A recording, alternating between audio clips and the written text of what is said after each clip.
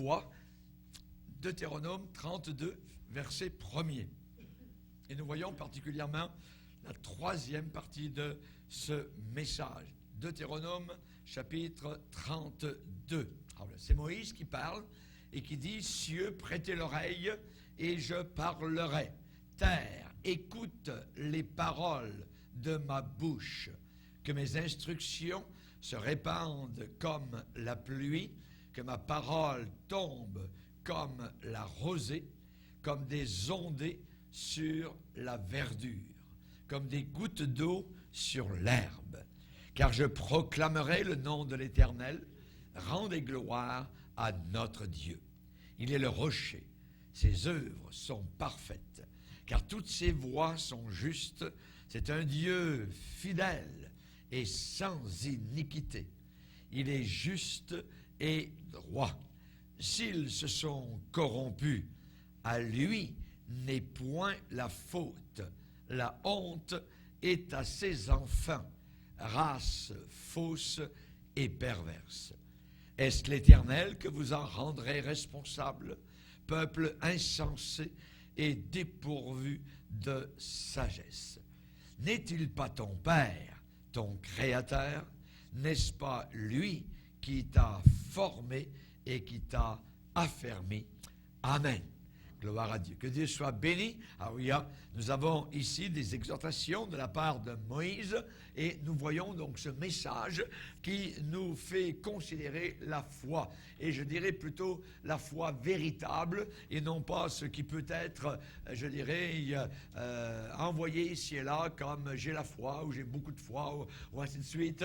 Nous parlons évidemment de la foi biblique, la foi qui vient de la parole de Dieu avec la définition donc biblique de la foi. Et la définition biblique de la foi se trouve dans Hébreux chapitre 11 au verset 1er où il est dit « Or la foi est la ferme assurance des choses qu'on espère et la démonstration de celles qu'on ne voit pas. » Pour l'avoir possédé, les anciens ont obtenu un témoignage favorable. Amen. Et nous voulons posséder, non pas un genre de foi, nous voulons posséder la véritable foi qui est en Jésus-Christ, une foi biblique. Nous savons qu'à la fin des temps, le Seigneur a déclaré, l'Esprit nous a avertis expressément que dans les derniers jours, plusieurs abandonneraient la foi.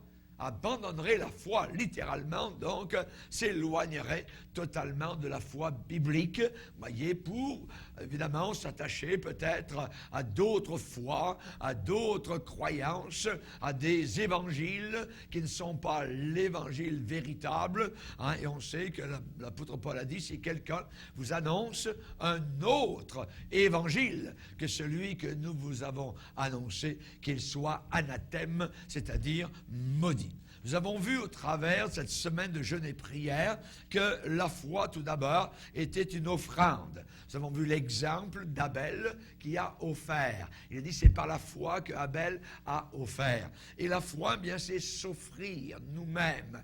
Nous offrons, nous donnons notre vie. La Bible dit, offrez vos corps. Dans Romains chapitre 12, offrez. On parle d'offrande, on parle de don. Nous nous donnons. Comme Christ s'est donné à la croix du Calvaire, nous aussi, à notre tour, nous nous donnons à Jésus-Christ pour son service. Il n'y a pas de plus grand amour que de donner sa vie pour ce qu'on aime, voyez, d'offrir notre vie en sacrifice s'il le faut. Nous avons vu cela, la foi est une offrande, par l'exemple donc d'Abel. On n'y retournera pas. Ensuite, deuxièmement, nous avons vu que la foi était une marche. Nous avons vu que c'est par la foi que Enoch a été enlevé donc dans le ciel pour qu'il ne vive pas la mort. C'est une expression assez particulière, vivre la mort. Vous voyez, la mort parle de mort et moi je vous dis vivre, c'est-à-dire de passer au travers de la mort. Il n'a pas passé au travers de la mort, de même que j'espère que nous ne passerons pas au travers de la mort, mais qu'en un instant, en un clin d'œil, eh bien, nous ne mourrons pas et nous irons directement dans la présence du Seigneur. Alors, sur les nuages, et des nuages, après avoir rencontré Jésus, direction la Nouvelle Jérusalem, notre ville céleste qui est stable, alors, qui ne tourne pas comme la terre. Alors, et c'est la raison pour laquelle là-haut, eh bien, il n'y a pas de nuit. Amen. Et c'est un jour continuel. C'est un endroit merveilleux. C'est un printemps, alors, éternel. Un endroit où les oiseaux chantent éternellement, où les roses ne se fanent pas et n'ont pas d'épines. Merci Seigneur. Que Dieu soit glorifié. C'est là, évidemment, que nous nous dirigeons. Et c'est là qu'Enoch a été enlevé sans passer par la mort. Il est dit que dans Genèse, que Enoch marchait avec Dieu. Puis il ne fut plus parce que Dieu le prit. Voyez, c'est-à-dire qu'il a marché avec Dieu et il marchait régulièrement avec le Seigneur. Et comme je l'ai déjà répété, on peut imaginer qu'il prenait une promenade chaque jour avec Dieu et la promenade était toujours plus longue. Alors il y a avec Dieu et chaque jour il disait, bien Seigneur, maintenant il faut que je retourne chez moi à la maison. Et un jour le Seigneur lui a dit, tu es trop loin maintenant de chez toi, alors on est plus proche de chez moi, viens-t'en chez moi. Voyez, et il n'est pas retourné. Donc, chez lui, Dieu l'a pris et l'a emmené directement dans la ville de gloire, notre mère à tous, la Nouvelle Jérusalem. Amen. Alléluia. Gloire au Seigneur. La foi est une marche. Et ce soir, troisièmement, nous allons voir que la foi est un pèlerinage. La foi est un pèlerinage. Et nous allons parler d'un pèlerin. Un pèlerin, voyez, qui s'appelle Abraham. Et nous allons aller dans Hébreux, chapitre 11. Nous allons lire un peu, donc, de sa vie. Hébreux, chapitre 11, où on nous parle particulièrement de ce patriarche de la foi, ce père de la foi, au verset 8, où il est dit, c'est par la foi qu'Abraham, lors de sa vocation, obéit et partit pour un lieu qu'il devait recevoir en héritage, et qu'il partit sans savoir où il allait. C'est par la foi qu'il va s'établir dans la terre promise, comme dans une terre étrangère, habitant sous des tentes, ainsi qu'Isaac et Jacob, les co-héritiers de la même promesse, car il attendait la cité qui a de solides fondements, celle dont Dieu est l'architecte et le constructeur, le bâtisseur. Amen. Alors, nous voyons ici que par la foi, eh bien, Abraham a marché dans l'attitude du pèlerin. Il s'est reconnu comme étant un étranger et un voyageur sur la terre. Gardez toujours cela à votre esprit tant que vous êtes sur la terre, que nous sommes des voyageurs. Amen. Nous ne sommes pas des résidents permanents. Amen. Nous ne sommes pas en permanence. Et l'auteur de l'Épître aux Hébreux va dire, nous n'avons pas ici-bas de ville permanente. Alléluia. Nous n'avons pas de cité permanente. Et peut-être certains de vous avez voyagé, avez déménagé, ainsi de suite. Voyez, bien bientôt, nous déménagerons plus haut. Alléluia, plus loin. Alléluia, vers notre chez-nous éternel. Et nous aurons une adresse qui vraiment sera tout à fait différente de l'adresse que nous avons ici-bas sur cette terre. Nous sommes des pèlerins. Nous sommes en pèlerinage. Nous sommes des voyageurs. Le cantique nous dit, ici-bas, tout finit. Tout passe, famille, amis, bonheur, printemps, mais dans son amour et dans sa grâce, Jésus dans son beau ciel matin, et ce Sauveur, toujours le même, hier, aujourd'hui et demain, du haut de la gloire suprême, me conduit par la main. Amen. Ici-bas, famille, ça passe. Les amis, ça passe. Le bonheur, ça passe. Le printemps, ça passe. Tout passe, comme quelqu'un l'a dit, tout passe, tout lasse, tout casse. Amen. Et un jour, ça sera la pompe, qui va casser. Alors il y a la pompe du cœur, n'arrivera plus à pomper le sang dans les veines et nous allons partir, alors il y a dans la gloire éternelle. L'apôtre Pierre lui-même a déclaré, et il va dire, considérez-vous, frères, comme des étrangers et des voyageurs ici-bas sur terre. Dans la première épître de Pierre, au chapitre 2 et au verset 11, il va dire, bien-aimés, je vous exhorte, je vous encourage, je vous exhorte, voyez, comme étrangers et voyageurs sur la terre, à vous abstenir, donc abstention, à vous abstenir des convoitises charnelles qui font la guerre à l'âme. Ayez au milieu des païens une bonne conduite, afin que là même où ils vous calomnient, comme si vous étiez des malfaiteurs, ils remarquent vos bonnes œuvres et glorifient Dieu au jour où il les visitera. Amen. Gloire à Dieu. Nous sommes des étrangers et des voyageurs sur la terre. Alors, abstention des convoitises charnelles. Alléluia. Gloire au Seigneur. Il y a 40 ans, je me rappelle avoir lu, alléluia, en allant à l'église, alors que j'étais à l'école biblique, en allant au centre évangélique à Montréal sur le Papineau, j'avais mon petit Nouveau Testament, et je me rappelle très bien, alléluia, avoir lu ce passage qui m'avait frappé. Je ne connaissais pas toute la Bible à cette époque-là, ça faisait juste 1 an que j'étais sauvé. Et ce passage, dans la première épître de Jean, disait « Le monde et sa convoitise passent, hein, mais celui qui fait la volonté de Dieu demeure éternellement. » Le monde et sa convoitise passent. Et 40 ans ont passé, voyez, depuis que j'ai commencé à lire ce verset-là. Et j'ai vu passer la convoitise de ce monde. Mais ceux qui restent enracinés à faire la volonté de Dieu demeurent éternellement. Amen. Ils passent de la terre, non pas vers l'enfer, mais ils passent de la terre vers le ciel. Alléluia, vers leur demeure éternelle. Donc, abstention des convoitises charnelles qui font la guerre à l'âme. C'est une guerre, ça vous défonce, ça vous détruit, ça vous défait littéralement. Ce sont des bombes explosives à l'intérieur de votre cœur. Donc, abstention si nous voulons garder la paix dans notre âme et la victoire dans notre esprit. La foi, c'est un pèlerinage. Nous sommes étrangers dans un pays étranger. Nous sommes étrangers dans un pays étranger. Amen. Mais nous avons à notre possession un passeport, le passeport du ciel. Gloire au Seigneur. Amen. Nous avons la citoyenneté du ciel, citoyens du ciel. Et le jour où nous sommes nés de nouveau, amen, le Seigneur nous a donné notre passeport, notre nouveau passeport. Moi, j'ai un passeport français, européen, j'ai un passeport canadien et j'ai un 3e passeport, alléluia, pour le ciel. Que Dieu soit béni.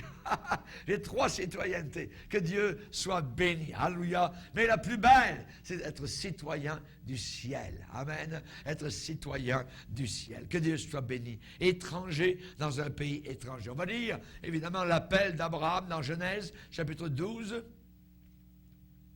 Genèse, chapitre 12.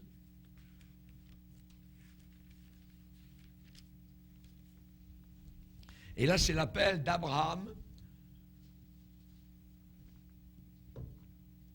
Abraham vivait à Ur, en Chaldée. Et il habitait dans des maisons très belles. À cette époque-là, il y avait des rues, il y avait des villes, voyez.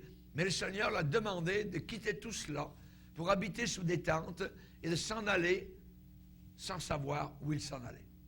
Mais Dieu avait promis de le conduire. L'Éternel dit à Abraham, va-t'en de ton pays, de ta patrie et de la maison de ton père, dans le pays que je te montrerai. Je ferai de toi une grande nation et je te bénirai. Je rendrai ton nom grand et je te bénirai. Et tu seras une source de bénédiction. Je bénirai ceux qui te béniront et je maudirai ceux qui te maudiront. Et toutes les familles de la terre seront bénies en toi. Voilà ce que Dieu a déclaré. L'appel d'Abraham. Et qu'est-ce qu'Abraham a fait? Abraham partit, comme l'Éternel le lui avait dit. Et Lot partit avec lui, Abraham était âgé de 75 ans lorsqu'il sortit de Charan. Abraham prit Sarai, sa femme, et Lot, fils de son frère, son neveu, avec tous les biens qu'ils possédaient et les serviteurs qu'ils avaient acquis à Charan. Ils partirent pour aller dans le pays de Canaan et ils arrivèrent au pays de Canaan. Ça, c'est l'appel d'Abraham, voyez. Et dans Hébreu, on nous dit que c'est par la foi qu'il partit. Il a cru, voyez. Il a cru. Le Seigneur n'a pas donné une map, voyez, une carte, voyez, pour dire, bien là, tu vas aller là, puis à droite, puis après à gauche, puis tu vas faire 100 km là, puis ensuite tu prendras à droite, puis après tu reprendras. Non, non, rien. Aucune carte, voyez, rien du tout. Nous aimerions bien avoir des cartes, voyez, mais je pense que ce serait à notre désavantage, parce que, voyez, peut-être qu'on ne partirait même pas si nous savions les endroits où le Seigneur nous ferait passer. Nous qui avons marché un peu plus longtemps dans le Seigneur, alors nous reconnaissons que c'est mieux de ne pas avoir de carte, voyez, et de marcher jour après jour, alors comme le Seigneur l'a bien voulu donc choisir. Marchons par la foi. Nous sommes des pèlerins ici-bas sur cette terre. Amen. Dieu lui a parlé. Dieu a parlé à Abraham et il a obéi. Il a obéi. N'oublions pas que dans son pays, il était un adorateur d'idoles. Un adorateur d'idoles, voyez. C'était un païen. Quand Dieu l'a appelé, ce n'était pas un homme de foi, voyez. C'était un païen. Mais il a été sauvé. Il a cru dans la parole du Dieu vivant qui lui est apparu donc à Ur, en Chaldée. Alléluia. Et Dieu lui a dit, va-t'en de ton pays, va-t'en de ta patrie et va-t'en vers le pays que je te montrerai. Alléluia. Il a cru. Il a cru à la promesse de Dieu. Amen. Dieu lui a parlé, il a obéi. Et évidemment, donc, Dieu ne lui a pas dit où il allait. Pas du tout, voyez. Mais c'était une marche coupée, je dirais, en une série de petits pas. Voyez. Un petit bout là. Et ensuite, Dieu se révélait de nouveau et Dieu lui disait, va à tel endroit, va un peu plus loin, et ainsi de suite. C'est toujours sous la conduite du Saint-Esprit que Dieu parlait donc à Abraham. Dieu lui faisait faire un bout de chemin, puis lui révélait un peu plus, à chaque fois. Et si Dieu nous donne une lumière et que nous marchions dans la lumière que nous possédons, Dieu nous donnera plus de lumière. Mais si avec la lumière que nous avons, nous refusons cette lumière, nous allons avoir encore moins de lumière. À celui qui a, il sera donné encore plus, et à celui qui n'a pas, eh bien, il sera retranché même. Alors c'est toujours dans ce sens-là que nous puissions continuer à marcher, je dirais, des petits bouts de chemin avec le Seigneur, y arriver à un endroit où nous ne savons plus où quoi faire, où aller. Dieu va être là présent. Il va encore nous conduire comme il nous a conduits depuis le début de notre vie chrétienne. Amen. Alors Dieu, lui parlait, Dieu le conduisait. Et Abraham ne finissait jamais son pèlerinage, voyez. Et un beau jour, il est arrivé à la terre promise.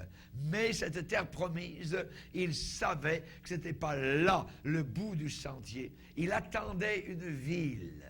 Il attendait une ville. J'attends une ville.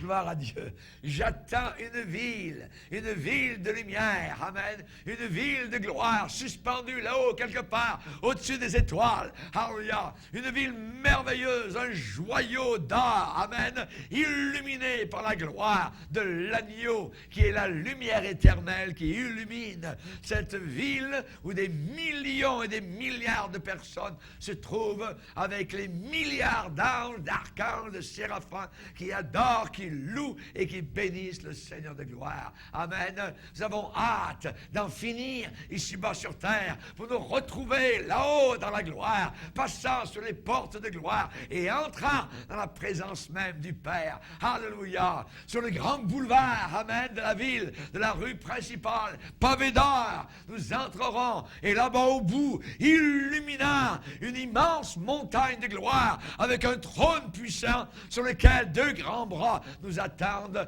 les bras du Sauveur. Alléluia. Il y a un homme dans la gloire. Il y a quelqu'un qui m'attend. Et Abraham attendait la ville. Oui, la ville, mais celui qui est le propriétaire de la ville, celui qui est le maire de la ville, celui qui est le roi de l'univers, celui qui a tout créé, qui n'a aucun commencement et qui n'aura jamais aucune fin. Il s'appelle Alpha et Oméga, le premier et le dernier. Il s'appelle l'agneau, le chemin. Il s'appelle la vérité. Il est glorieux, il m'a sauvé. Il a les mains percées, il a le côté percé et il m'aime. Il a inscrit son nom, Aroya, sur mon cœur. Que Dieu soit béni. Et il a inscrit mon nom sur son cœur. Amen. Que Dieu soit glorifié. Alléluia. Et il nous aime. Amen.